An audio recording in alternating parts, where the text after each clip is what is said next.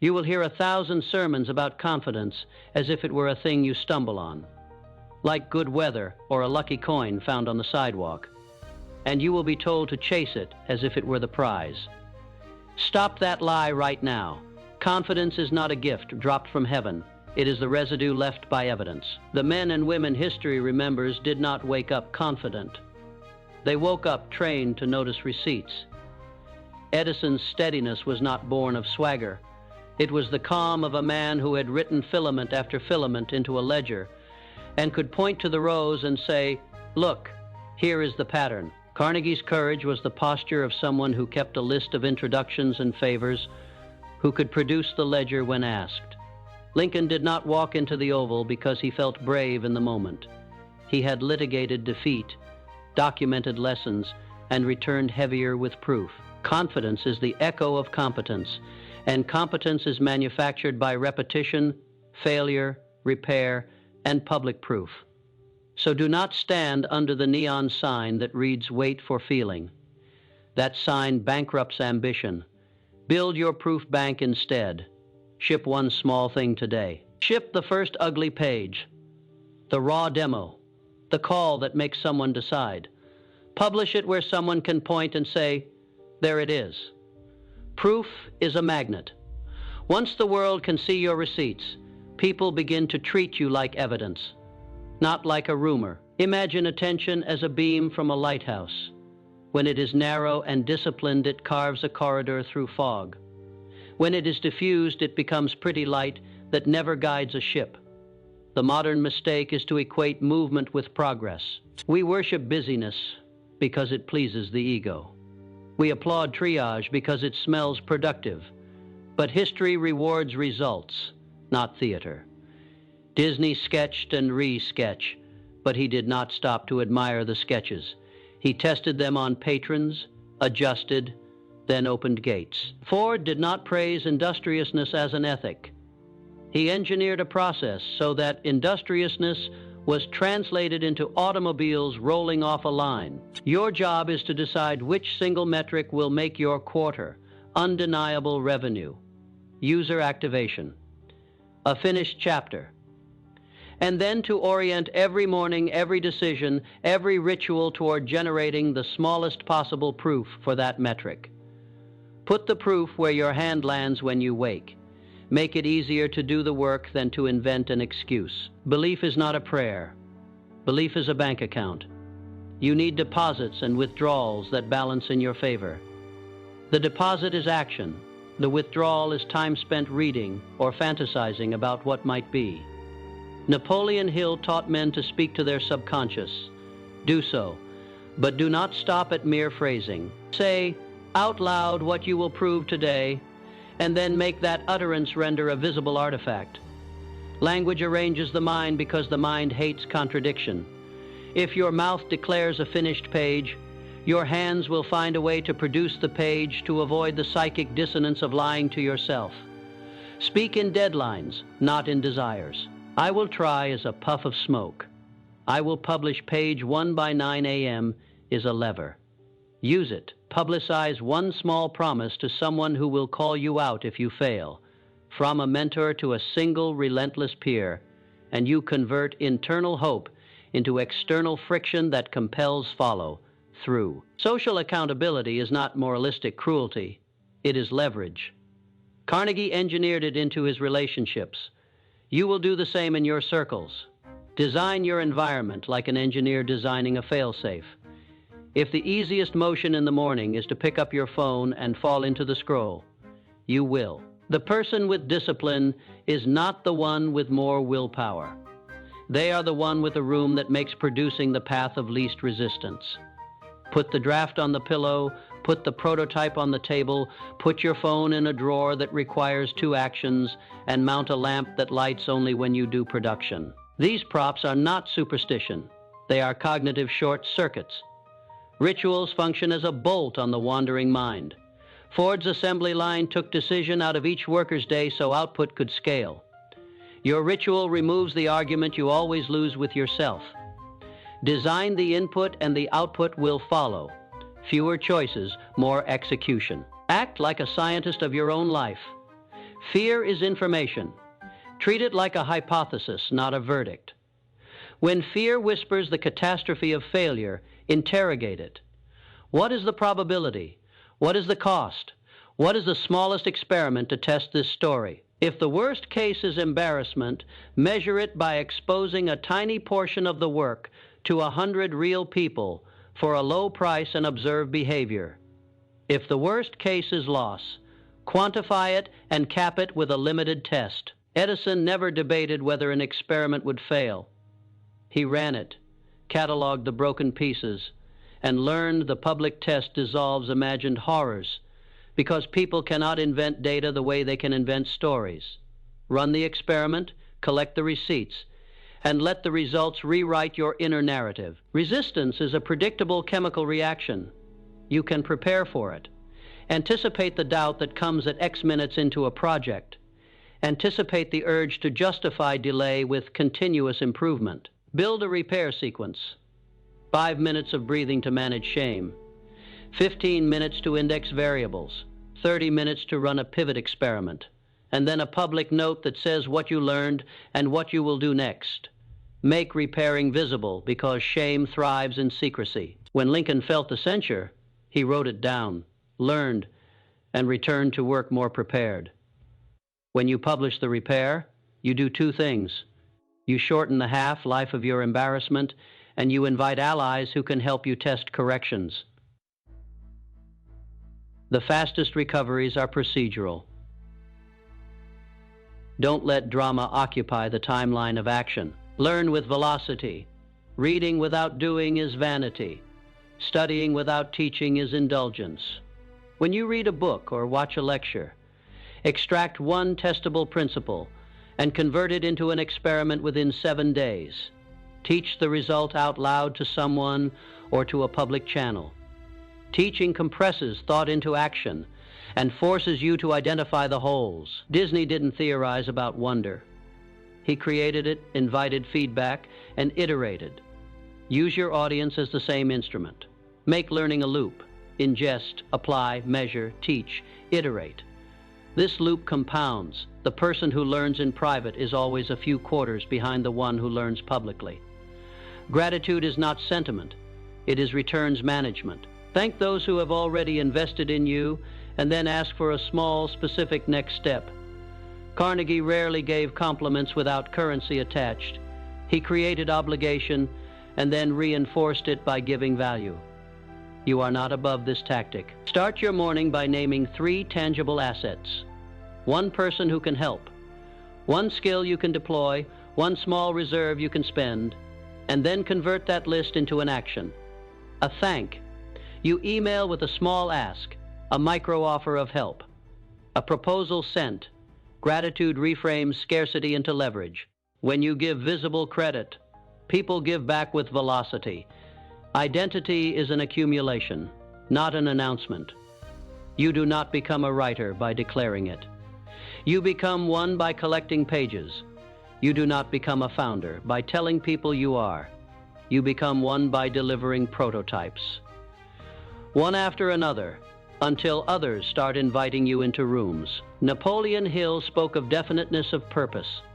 The modern practice is to tighten purpose into weekly deliverables and daily rituals that produce visible artifacts. Cast a vote for your future self with a single finishable act every morning. Do that until your calendar is a ledger of receipts. The market does not invest in promises, it invests in patterns. Build a pattern people can see. Now act tonight. Pick one brutal, finishable thing for the morning that can be shown in a screenshot or a link. Hide distractions. Light a lamp that means work. Tell one relentless person the time you will post proof. Wake, execute, publish, repeat. Confidence will not be chased. It will be earned in small payments into a collective account that interest compounds into identity. The world rewards those who can point to proof. Chase reps, chase proof, and watch how the sound of your own receipts begins to drown out the voice that once told you you were late.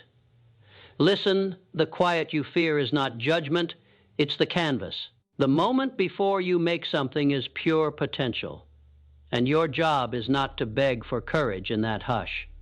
It is to engineer the conditions where courage becomes the obvious move. Imagine a vault where every morning you must insert one proof to keep the door from locking.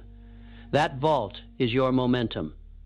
If you leave it empty, the mechanism seizes fill it, and it opens wider. This is not mystical thinking. It is mechanical psychology. Hill taught men to build autosuggestion into ritual.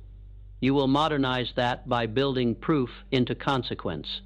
Make the first act of your day a small, visible deposit, a sent email, a posted paragraph, a recorded 30-second demo. Let the world see the deposit. The ledger will grow. The ledger becomes testimony. Testimony becomes leverage. You will be tempted to grand gestures because they soothe the ego with drama, but the world answers to the steady drip. Greatness is not a single flood, but a dam built stone by stone. Lincoln did not win an election on a single speech. He built credibility through repeated, readable acts, letters, speeches, steady counsel. That together formed a river strong enough to move men. Edison did not invent the bulb in one revelation. He filled notebooks with failure until pattern emerged. Pattern is forgiveness. It forgives one poor day because history shows you finish. Let your production be the pattern people can rely on. Goals without context are like maps without coordinates. You can say you want to be successful until you have taught the phrase to your dog. But if you cannot show a calendar filled with finishable acts connected to that word, you are practicing hope, not strategy. Clarity is violent to procrastination because it removes wiggle, room. Replace "be productive" with "launch a landing page with pricing by Friday." Replace "write more" with "publish 800 words and a headline before the clock chimes 9. When your metric is precise, your day organizes itself to serve that measure. People who look successful usually suffer quietly. They have disciplined their calendar to do the hard, ugly work when the house is asleep. If you want to be in that club, begin by translating ambition into a set of micro-contracts and then defend them like a general defends a hill. No negotiation, no sentimental compromises. Purpose, that is abstract, will weaken you when the weather turns. Purpose, that is procedural, hardens into authority. Napoleon Hill taught definiteness of purpose, not as a slogan but as a daily ledger. Purpose must be specific enough that you can test it weekly and brutal enough that you can fail publicly and then try again. Write your purpose as a sentence that ends with a deliverable "I build habit."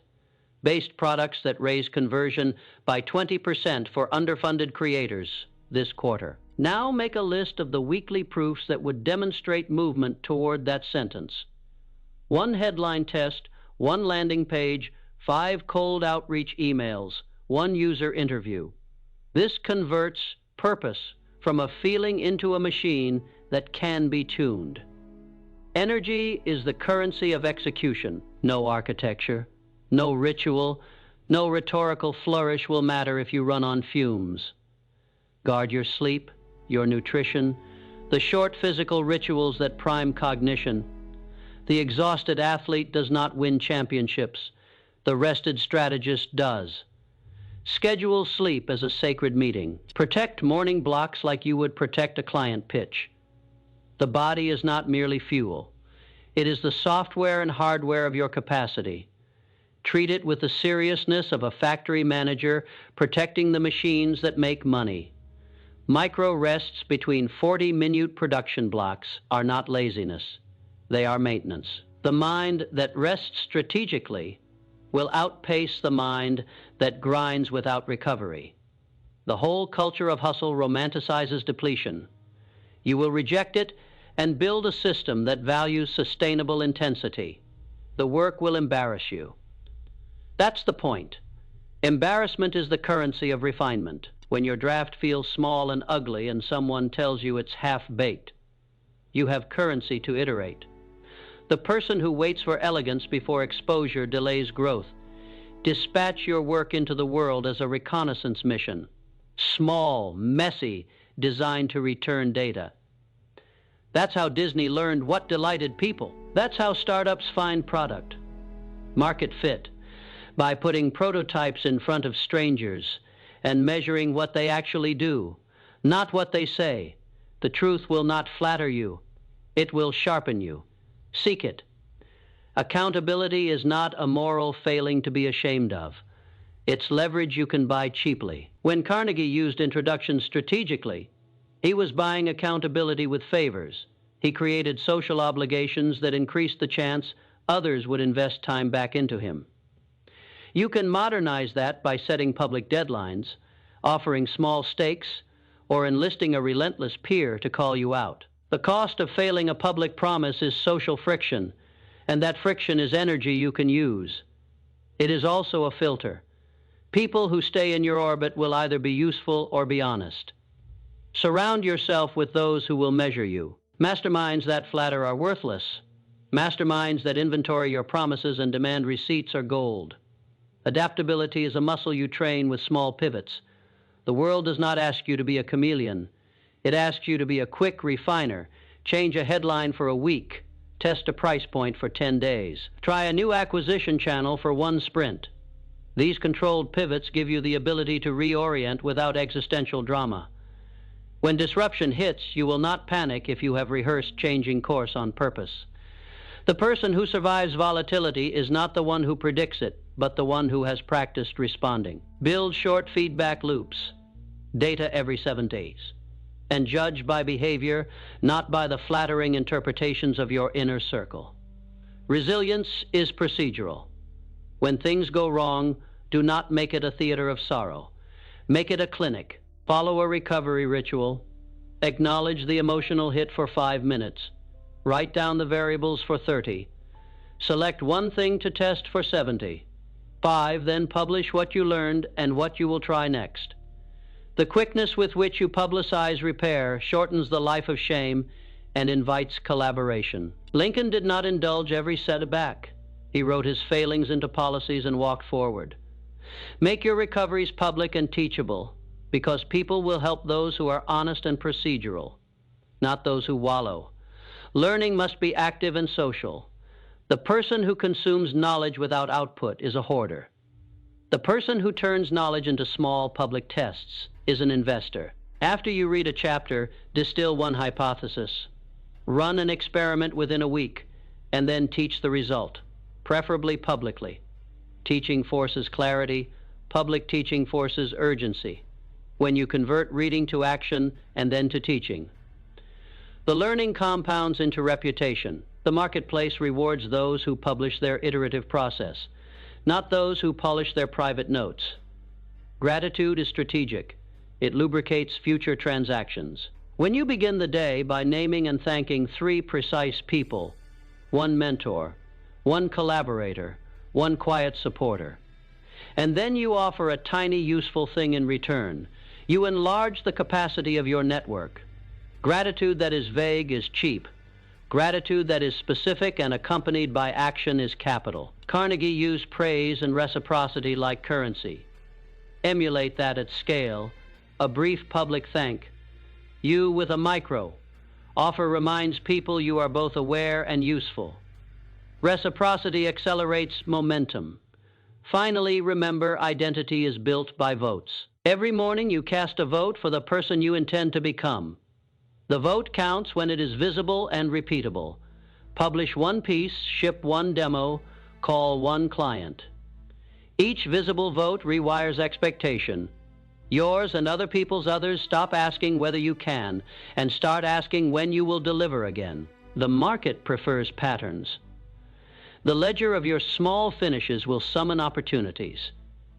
You are not asking the world to notice you. You are proving yourself over and over until the world cannot ignore the pattern. So tonight, do this. Choose 1 concrete, finishable thing you can show in a screenshot by 9 a.m. Put your phone in a drawer that requires 2 deliberate actions. Light a lamp reserved for production. Tell one person who will not accept excuses the exact time you will post proof, and the link sleep with the file near your pillow. In the morning, when the moment of hesitation comes, as it will, remember that hesitation is a liar. The machine you built yesterday will decide for you. Your habit will be louder than your doubt.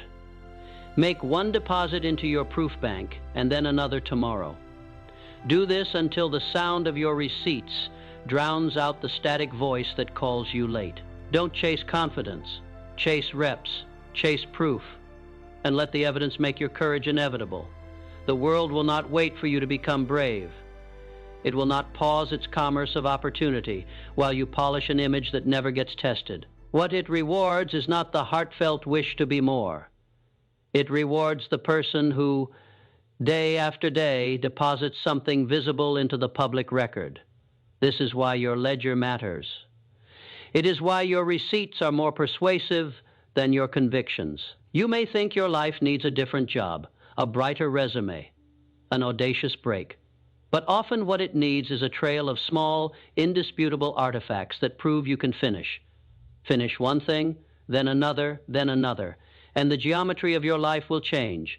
People will stop asking whether you can and will start asking where you will deliver next. That is the gravity of habit transmuted into reputation. There is a brutal simplicity here. Momentum feeds itself. The first successful upload of the week rekindles courage. The second sends a message to your nervous system that you are the kind of person who finishes. The third transforms the inner narrative from maybe someday to this week. Momentum is not mystical. It is compounding proof. Ford did not light an industry overnight.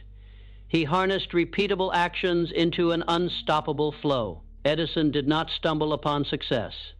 He scheduled millions of small failures that eventually pointed to the filament that did not burn out. What you can schedule and show, you can repeat, and what you repeat becomes inevitable. Remember that action is not always heroic. Often, the bravest move is boring. To show up, to ship a small thing, to send an email that matters, to publish a paragraph that is not perfect. The danger is seduction, the romance of the future as a stage for your grand reveal. That romance kills dozens of real projects. Replace it with a cruel, elegant test. If your idea can't survive an ugly first version, it's not yet ready for the world. And if you refuse to launch a bad version because you fear judgment, you deprive the world of the data that would let you improve. The market is a kind teacher. It will humiliate a fragile ego quickly and cheaply, or it will reward a stubborn practitioner with the clarity that only proof can provide. You must learn to reframe rejection. Every no and every cold silence is a diagnostic, not a verdict. When a pitch fails, catalog. Why? The audience, the price, the message, the timing turned failure into a field report. Edison cataloged thousands of non-working filaments. He wrote down variables and eliminated noise. When you name what broke, you make repair practical. When you repair in public, you compress the timeline of shame. Public repair invites allies. It attracts people who will hand you ideas, connections, and sometimes the very resources you lacked. Humble transparency is not weakness. It is the fastest route to collaboration. Do not mistake adaptation for surrender. Pivoting is not capitulation. It is the tactical response of someone who treats hypotheses like possessions to be traded for better ones. But beware fashionable pivoting, the kind that discards craft for novelty. Pivot only when you have data that says the current path is a dead end, or when a small pivot can be judged quickly. The adaptive mind is not chaotic, it is experimental. Run A/B tests on headlines, pricing, channels, the technical details that expose truth quickly. Teach yourself to be merciless with assumptions and generous with experiments. The person who survives the next decade is not necessarily smarter. They are quicker to test and quicker to learn. Learning must be scaffolded into your calendar. If you read without applying, you are merely collecting. Read to extract one test.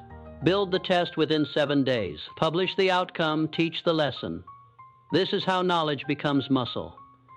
Disney did not build theme parks on theories.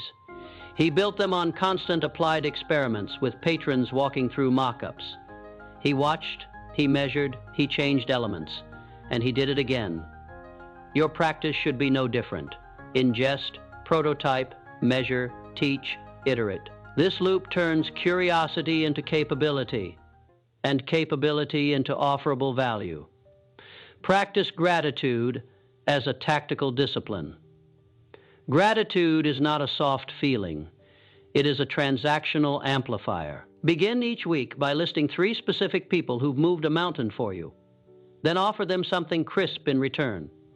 A short testimonial, a useful introduction, a piece of work that helps them human networks respond to value. Carnegie didn't give compliments as flattery. He used appreciation to open doors.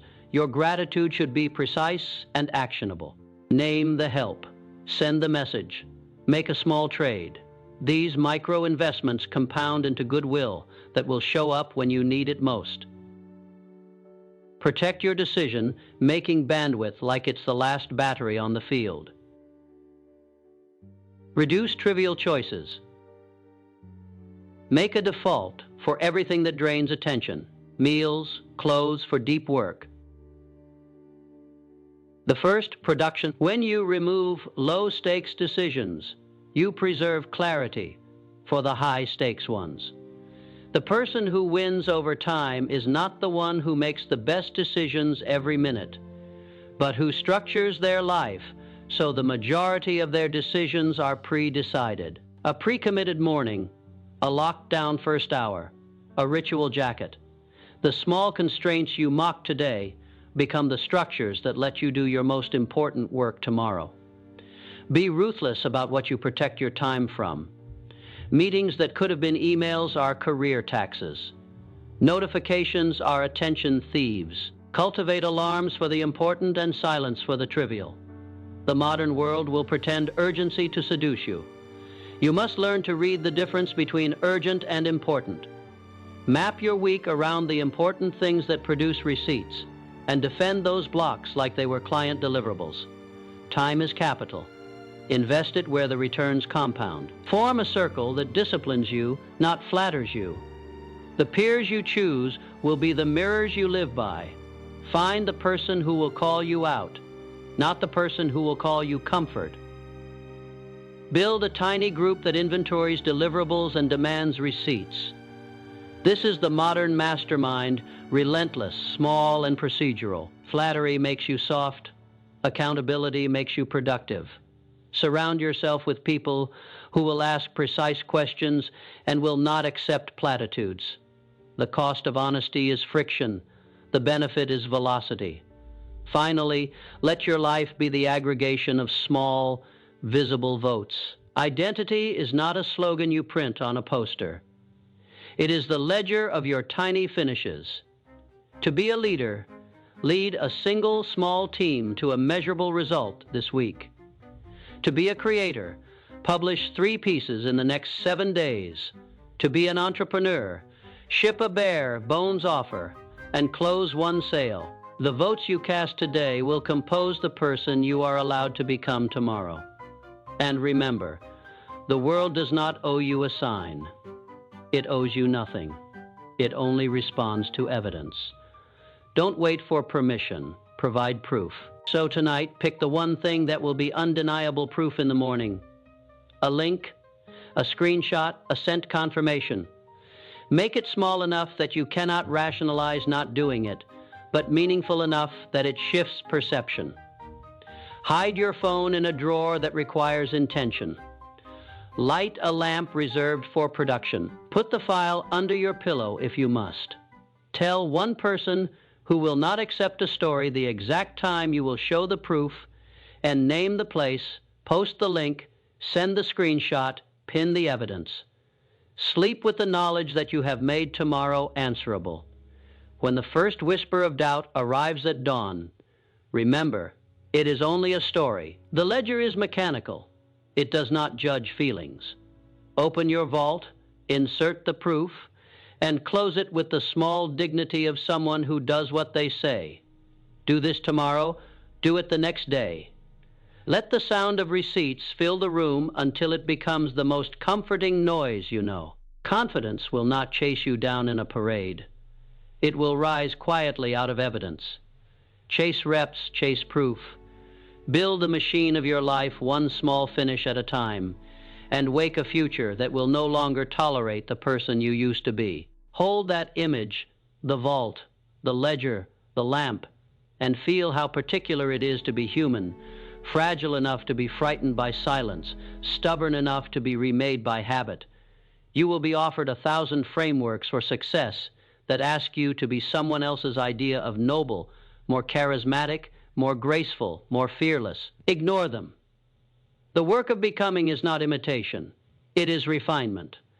It is the slow, often ugly process of trimming away excuses until only the instrument remains. You will not awaken one morning transformed by a pep talk or a tidy manifesto.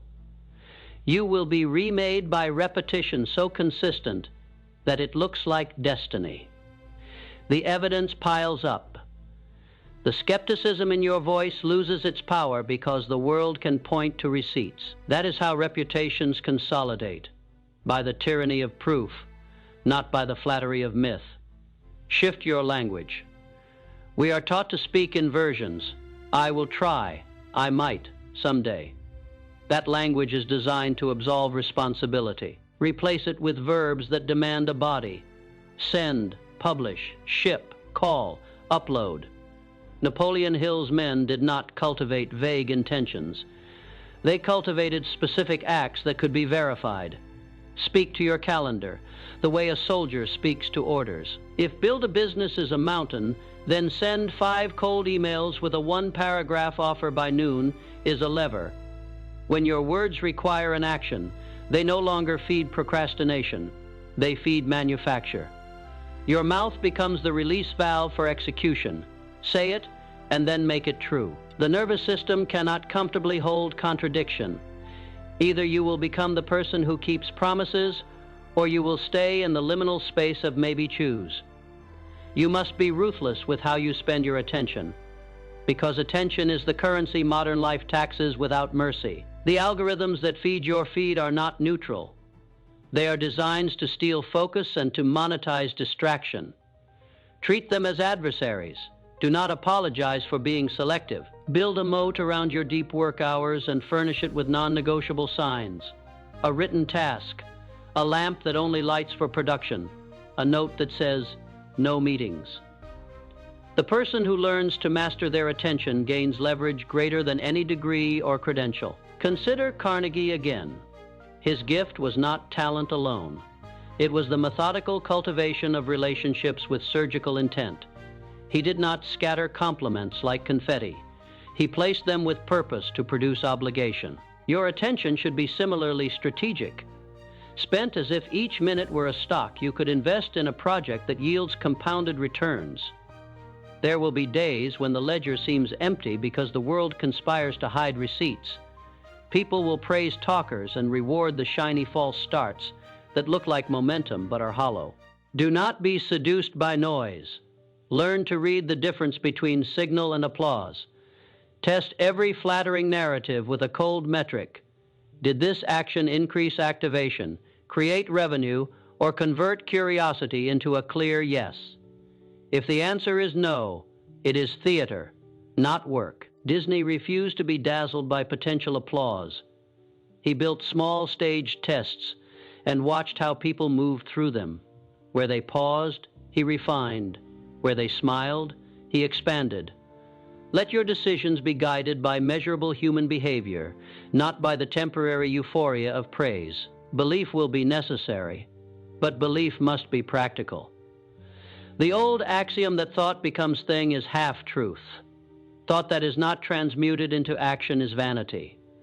Learn to convert belief into experiment. When you believe a product will help people, build the smallest believable prototype and expose it to real users. When you believe you can write, publish a paragraph daily for 30 days and see what the world returns. Napoleon Hill recommended the cultivation of a burning desire. Translate that into a finite burner, a short, intense sprint that forces clarity. Nothing clarifies purpose faster than a deadline with consequences. Discipline is not an austere punishment. It is a kind of generosity with time. Discipline liberates you from the tyranny of mood. When you have rituals that require no decision, stand up at 6, write for 60 minutes, call 5 prospects. You remove the moral debate each morning and preserve your energy for creative work. The factory manager does not cajole machines. He designs the environment so the correct motion is the easiest motion. Engineer your life so the right action is also the simplest. The ritual jacket is not a costume. It is a covenant you make with your future self. Keep those covenants. The future you will repay the debit with interest. You will be tempted to hoard learning like treasure in a cave. But knowledge that rots is a kind of intellectual rust. The antidote is immediate application. After each book, lecture, or conversation, extract one testable item and implement it within 7 days. Then, write a note about what worked and what failed. Make the note public. Teach it. Teaching is the crucible that turns tentative understanding into durable skill. Disney didn't theorize about what delighted children he tested, adjusted, and taught his team what worked. This is how ideas scale from the head to the marketplace through repeated public practice. Gratitude will feel soft when you are angry, but it is a tactical device. Publicly acknowledging those who have helped you is not sentimental.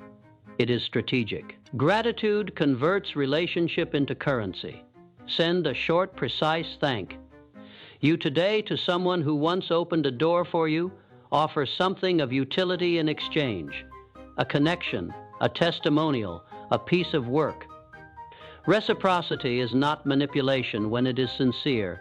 It is the oil on the gears of human cooperation. Treat your network like an orchard. Plant, tend, harvest, and then plant again. The harvest will come when you are honest and useful, not when you ostentatiously demand help. Resilience will be required because the world is not kind to intentions. When your prototype fails, when your pitch is ignored, when your inbox is a desert, do not dramatize failure. Make failure a laboratory. Name what broke. Choose one variable to alter. Run a fast, brutal test. The faster you can convert disappointment into data, the faster you can re-enter the arena with a better hypothesis. Edison's notebooks are not inspirational because they celebrate genius. They are instructive because they catalog the method of iterative rejection. Publicize your repairs. When you announce what went wrong and how you will fix it, shame loses its grip and community opens its hands. Vulnerability without process is despair. Vulnerability with process draws assistance. Adaptability is the muscle that turns unexpected storms into navigable weather.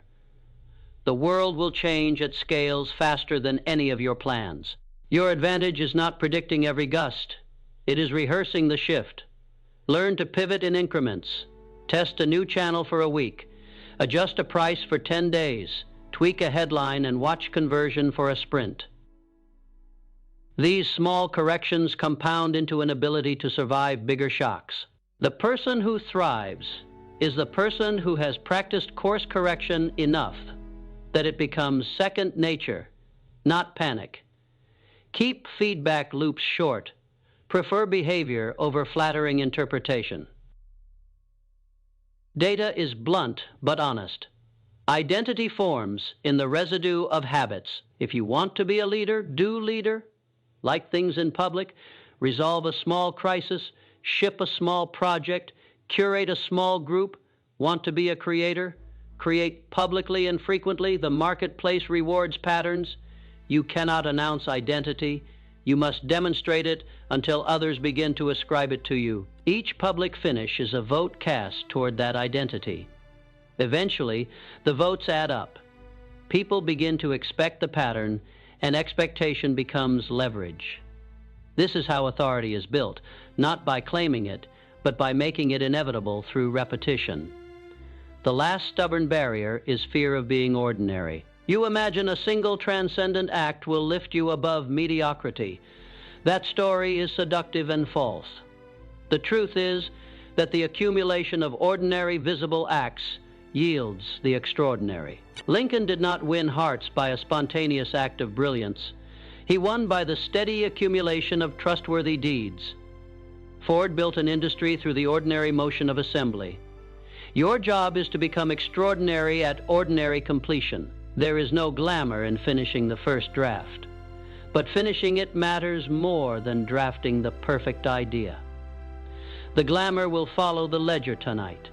Lay out the plan that will make tomorrow undeniable. Choose a finishable item so small you cannot rationalize avoiding it, but so meaningful that it changes a perception.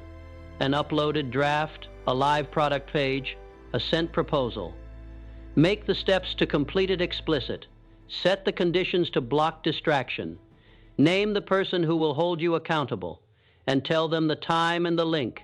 Sleep with the object of proof under your hand or the file on your desktop. Wake and make the mechanical move. Send, post, upload, close the loop. Let the sound of that completed action be the first note in the symphony. You will compose over weeks and years. Do not chase feelings, chase evidence.